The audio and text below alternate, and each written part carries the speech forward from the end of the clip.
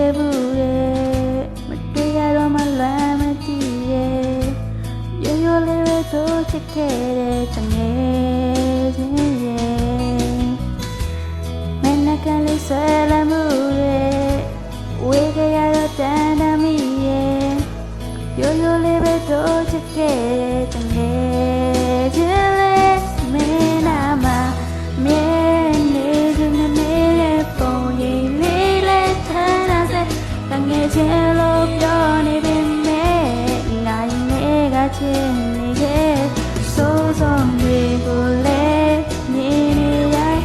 မှချိုတည်ရဲ့ငါရင်လေးတငယ်ချင်း